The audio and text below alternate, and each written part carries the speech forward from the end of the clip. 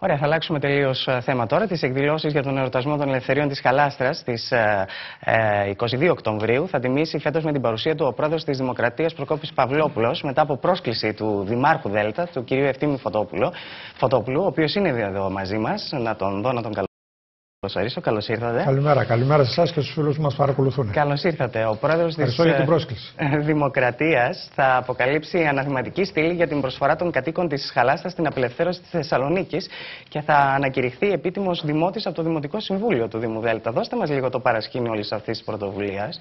Η αλήθεια είναι ότι μόλις αναλάβαμε την διοίκηση του Δήμου Δέλτα, εκείνο το οποίο κάναμε σαν αρχή για την ανάδειξη της τοπικής μας ιστορίας, πέραν από τις άλλες δραστηριότητες που κάναμε σε όλα τα τοπικά διαμερίσματα, αναδείξαμε τη μεγάλη αυτή για μας γιορτή, τα ελευθέρια της Χαλάστρας.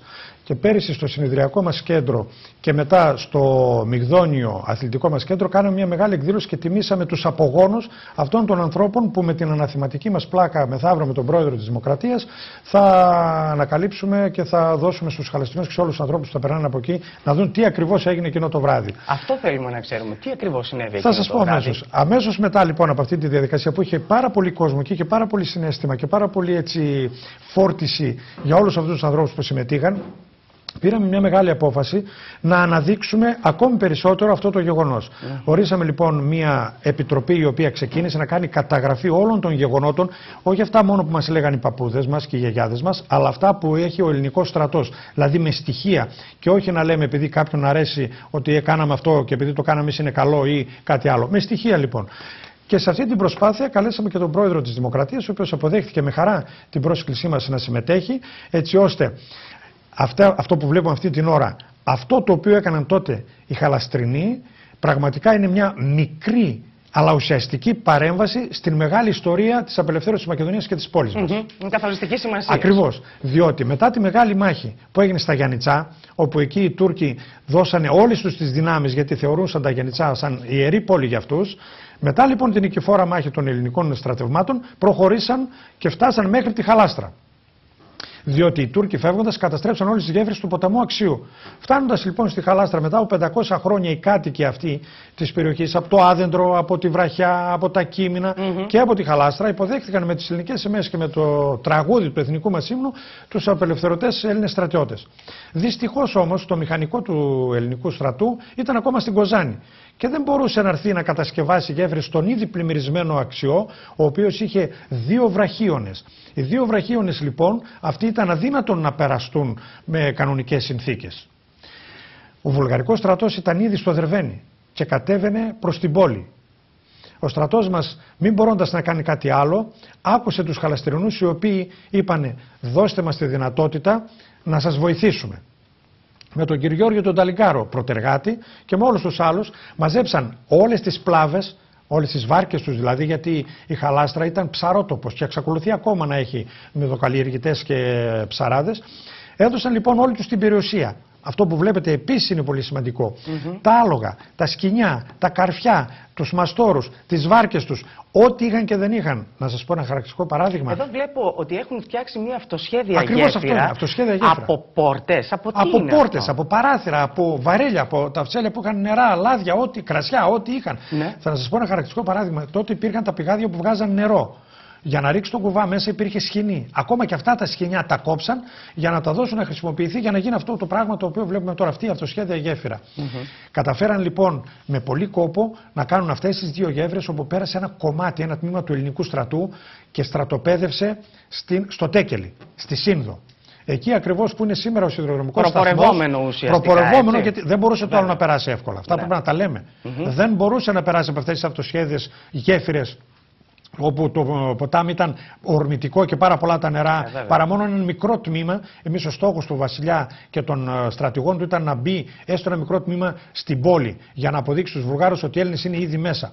Πάει λοιπόν στο Τέκελη στη Σύνδο, όπου είναι ο σιδηροδρομικός σταθμός, όπου υπάρχει το στρατηγείο του ελληνικού στρατού, το οποίο ζητήσαμε από τον ΟΣΕ εμείς σαν Δήμος για να το κάνουμε Μουσείο Βαλκανικών Πολέμων και ήδη έχουμε θετική ανταπόκριση και προχωρούμε προς αυτή την κατεύθυνση. Ναι. Εκεί λοιπόν στρατοπέδευσε ο στρατός μας το τμήμα που πέρασε και με επικοινωνία με τον Ιωνο Δραγούμη, ο Δούσμανης και ο Μεταξάς, με τον αρχιστράτηγο τότε τον Κωνσταντίνο, ήταν σε επαφή με τον Ταξίμ Πασά για την παράδοση της πόλης. Έχουμε και βίντεο, δεν έχουμε μόνο φωτογραφίες. Δώστε μας λίγο το χρόνο να το παρακολουθήσουμε και επιστρέφουμε. Στις 11 το πρωί, και ενώ ο στρατός περνάει το Γαλλικό ποταμό, φτάνουν πληροφορίες που λένε ότι μια βουλγαρική ταξιαρχία και μια μεραρχία βρίσκονται σε απόσταση 3 ώρων από τη Θεσσαλονίκη.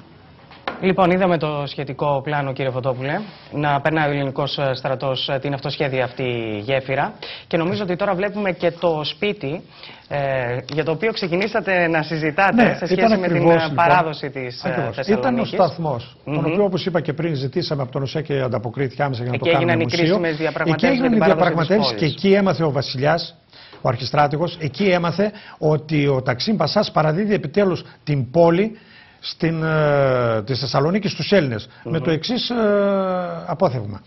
Από τους Έλληνες την πήραμε, στους Έλληνες την παραδίδουμε. Παρόλο που έγιναν 2 προηγούμενες συναντήσεις. Μία στη Γέφυρα, στο Τόψιν, όπου απέβη άκαρπη η συνάντηση, και η δεύτερη στο Τέκελη, στη Σύνδο. Και λέμε ότι εκεί έμαθε ο... σε ποιο κτίριο είναι αυτό, του παλιού σιδηροδρομικού σταθμού? Στο παλιότερο σιδηροδρομικό σταθμό ακριβώς είναι ακόμα και τώρα, το οποίο σας λέω ότι ζητήσαμε και θα γίνει αυτό. Και θα μου επιτρέψετε να σας δείξω κάτι, να διαβάσω μάλλον κάτι, διότι έχουμε κάτι καταπληκτικό. Ένας Τούρκος, μάλλον ένας Ελβετός μηχανοδηγός, ο οποίος δούλευε τότε στον Οθωμανικό Σιδηρόδρομο, θα μου επιτρέψετε να το δω, είναι ο Ελβετός Άντονι Μπίκ. Το πρωί της 28 Οκτωβρίου, λίγο πριν χαράξει, ήταν αυτός που οδήγησε την ατμομηχανή με ένα μόνο βαγόνι, όπου μέσα από το σταθμό της Σύνδο στον παλιό σιδηροδρομικό σταθμό της Θεσσαλονίκης. Μέσα λοιπόν σε αυτό ήταν ο αρχιστράτηγος μαζί με τους 2 διαπραγματευτές οι οποίοι πηγαίναν στην πόλη. Ο Άντονι Μπίκ, λοιπόν, ο οποίος είναι ελβετικής καταγωγής, όπως είπα, εργαζόταν με ζήλο και γι' αυτό τον τίμησαν και οι Τούρκοι, η Οθωμανική Αυτοκρατορία με το παράσημο Μετζίτ, αλλά και το Σέρβικο Βασίλειο με το παράσημο του Αγίου Σάβα, και αργότερα και το ελληνικό κράτος με το αναμνηστικό μετάλλιο του Δευτέρου Παγκοσμίου Πολέμου. Τι σημαίνει αυτό? Ότι τιμήσαν όλοι έναν άνθρωπο ο οποίος βοηθούσε για το σιδηρόδρομο και κατ' επέκταση για όλες αυτές τις δράσεις. Ο εγγονός του λοιπόν σήμερα παραχώρησε όλα αυτά τα παράσημα του παππού του και το ελβετικό του ρολόι στο διευθυντή του Ιδρύματος του Μουσείου Μακεδονικού Αγώνα, στο Βασίλη Νικόλτσο, που εκτίθεται στο Πολεμικό Μουσείο Θεσσαλονίκης. Αυτή λοιπόν τη συλλογή θα την έχουμε στο συνεδριακό μας κέντρο, όπου θα έρθει να το εγκαινιάσει ο πρόεδρος της Δημοκρατίας, μαζί με την έκθεση των αδερφών Χαΐτογλου, όπου έχει την ευζωνική στολή, πώς εξελίχθηκε, πώς είναι και σήμερα, όπου αυτή η έκθεση εκτέθηκε για πρώτη φορά στο Προεδρικό Μέγαρο στην Αθήνα και η δεύτερη φορά στο Συνεδριακό Κέντρο στην Σύνδο. Καθώς επίσης έχουμε στο Συνεδριακό μας κέντρο από το Πολεμικό Μουσείο διάφορα ντοκουμέντα ιστορικά με φωτογραφίες αλλά και με τηλεγραφήματα και αναγραφή, καθώς επίσης και 2 ταμπλό όπου αναφέρονται τα ελευθέρια της Χαλάστρας, τι συνέβη εκείνες τις μέρες ακόμα από τους Μακεδονομάχους, οι οποίοι ήταν οι πρώτοι που ήρθαν και σήκουσαν την ελληνική σημαία, και οι δε Χαλαστρινοί, επειδή έχουν και το ιδίωμά τους, έλεγαν έρχεται το ελληνικό. Εννοούσαν δηλαδή ότι έρχονται οι Έλληνες φαντάροι και τους περιμέναν. Τους βάλαν πίτες, βάλαν ψωμιά, τους κοιμήσαν μέσα στα σπίτια. Ήταν απίστευτο αυτό που ζούσαν οι Έλληνες φαντάροι μετά από 500 χρόνια λοιπόν σκλαβιάς. Αυτοί οι άνθρωποι είχαν νου και ψυχή για να βοηθήσουν με ανιδιοτέλεια και αφιλοκερδώς το πώς θα απελευθερωθεί η Θεσσαλονίκη. Όλοι λοιπόν ομιλούμε για την απελευθέρωση της Θεσσαλονίκης και αυτήν την μικρή αλλά πολύ ουσιαστική παραγωγή πατριωτισμού, εθνικής έξαρσης και ό,τι άλλο μπορείτε να πείτε που έδωσαν οι Χαλαστρινοί, ήταν σημαντικό για να γίνει η απελευθέρωση της Θεσσαλονίκης, την οποία γιορτάζουμε όλοι. Και εδώ θα πρέπει με αυτό θα κλείσουμε, και εδώ θα πρέπει να πω ότι στις 26 του μήνα που γιορτάζει η πόλη της Θεσσαλονίκης, θα πρέπει όλη η περιοχή από Δήμο Δέλτα και πέρα, να δουλεύει και να γιορτάζει μαζί με την Θεσσαλονίκη, γιατί είμαστε αναπόσπαστο κομμάτι της Μητροπολιτικής Θεσσαλονίκης και γιατί όλη αυτή η περιοχή ώρα με την ώρα απελευθερώθηκε. Όπως σας είπα, απελευθερώθηκε το Άδεντρο, μετά η Βραχιά, μετά τα Κείμηνα, μετά η Γαλάστρα και μετά η Θεσσαλονίκη, αφού φτάσαμε στη Σύνδο. Άρα λοιπόν πιστεύω ότι όλοι μαζί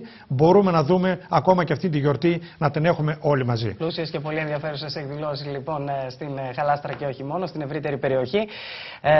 Πολλά συγχαρητήρια για αυτή την πρωτοβουλία. Θα πάνε όλα εξαιρετικά. Υποδεχόμενοι τον πρόεδρο της Δημοκρατίας. Συγχαρητήρια σε όλους όσοι εργάστηκαν. Συγχαρητήρια σε όλους τους Έλληνες, βεβαίως και σε όλους αυτούς και στην Επιτροπή, η οποία έκανε πάρα πολύ σοβαρή δουλειά, αλλά κυρίως συγχαρητήρια σε όλους αυτούς που, όπως προείπα, χωρίς ιδιοτέλεια και χωρίς κανένα όφελος έκαναν το καθήκον τους για την πατρίδα. Ας ελπίσουμε ότι σήμερα δεν πάψαν να υπάρχουν τέτοιοι άνθρωποι να σκέφτονται και να δρουν και να ενεργούν για το καλό της πατρίδος και όχι για το δικό τους καλό.